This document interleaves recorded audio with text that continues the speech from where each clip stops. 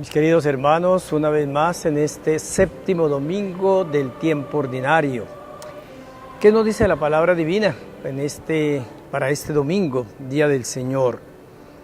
Tenemos la primera lectura tomada del libro de Samuel. El autor sagrado nos relata un pasaje muy interesante, nada menos que la posibilidad que David tuvo de vengarse de su perseguidor Saúl. Ser humano es igual en todas las latitudes, en todas las épocas y en todas las culturas. Saúl primero tuvo grande confianza en David porque lo libró por su entereza de carácter, por su fidelidad a Yahvé, lo libró de los pueblos vecinos, los filisteos, que eran bastante poderosos en su contexto histórico. Y obviamente David ocupó un puesto muy importante en la escala del poder político de la época. Pero Saúl notaba que querían más a David que a Saúl y él empezó entonces a buscar la manera de deshacerse de él.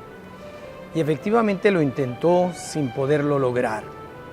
Y alguna vez este pasaje nos lo relata el libro de Samuel, cómo David tuvo la oportunidad, aprovechando que Saúl estaba dormido, de haberlo asesinado, ya que era su perseguidor, pues quedaba libre el camino para no tener el peligro del rey que lo perseguía de alguna manera.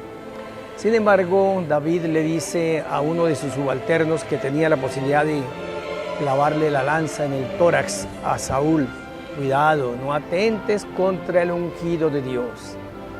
¿Quién es el ungido de Dios? De manera preeminente el rey en el contexto de la época, en la cultura de la época. Pero ¿quién es ungido, untado, consagrado? Es todo cristiano por ser bautizado. Y también de manera preeminente el presbítero, es el ungido del Señor. Y de manera aún más preeminente el obispo, ungido del Señor. Fíjense ustedes cómo el profeta, el rey David, lleno de Dios, dice: cuidado, no atenten contra la vida del ungido de Dios. Así que tiene sentido sagrado la vida humana. Para nosotros los cristianos católicos, la vida humana es sagrada.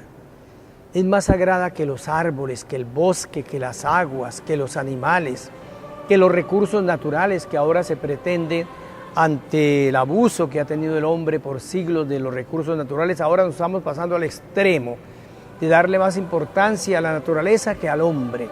El hombre hace parte de la naturaleza, pero es la única criatura que es imagen y semejanza de Dios. Por consiguiente, el ser humano tiene una relevancia frente al resto de la creación. Aquí nosotros, en la línea de la historia de la salvación, es sagrada la vida humana. Por eso le dice David a su subalterno: cuidado, no atentes contra el ungido de Yahvé. Y en esta misma línea podemos decir está la lectura de la primera carta del apóstol San Pablo a los Corintios. Hace una comparación del autor sagrado entre el Adán y el nuevo Adán, el viejo Adán y el nuevo Adán. El viejo Adán es el marcado por el egoísmo, por la avaricia, por el pecado. Y el nuevo Adán es el hombre marcado por Cristo, que lo salva, que lo ha regenerado, que lo ha purificado. ¿Cuál de los dos Adanes está en su corazón? El viejo Adán, todavía usted es una persona vengativa, una persona que se aprovecha del poder económico para engañar, para explotar. En usted todavía anida el rencor, la maledicencia, la lujuria, la envidia, la codicia, la soberbia.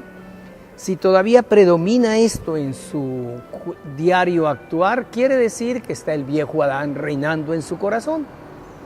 ¿Cuál es el nuevo Adán? Es aquel que ha sido renovado, el que ha sido bañado, purificado en las aguas bautismales de Cristo resucitado, y ese nuevo Adán está marcado, signado por la pulcritud, la transparencia, la rectitud, la honestidad. ¿Cuál de los dos Adanes está en su corazón? Y concluye hoy la liturgia de la palabra para este domingo séptimo del año litúrgico, tiempo ordinario. Nos habla, sigue San Lucas hablándonos del que se llamaba en San Mateo Sermón de la Montaña y que aquí aparece como en la llanura. En fin, son dos relatos que podemos decir paralelos, y aquí San Lucas insiste más en la línea espiritual de las bienaventuranzas. De todas maneras, algo muy importante con que concluye el relato de este domingo es: Con la medida que ustedes midan, con esa serán medidos. Cuidado con los juicios, somos muy dados a juzgar. Cuando se trata del pecado ajeno, somos los jueces inmisericordes. Cuando se trata de su propio pecado, ni se da cuenta que peca. Puede tener la conciencia encallecida, ni se da cuenta de los errores que está cometiendo. La gente suele ser muy dada a programarle la vida a los demás, pero no se programa su propia vida. Es tan bueno, y nos dice en otro pasaje de la Biblia, mirar la brizna que hay en el ojo del hermano y usted no se da cuenta de la viga que tiene en el suyo. Eso es muy fácil, ver los errores en los demás y no darse cuenta usted de sus propios errores. Ojalá la palabra divina en este séptimo domingo nos llegue al corazón y podamos ustedes y yo ser cada día mejores cristianos. El Señor los bendiga siempre en el nombre del Padre y del Hijo y del Espíritu Santo.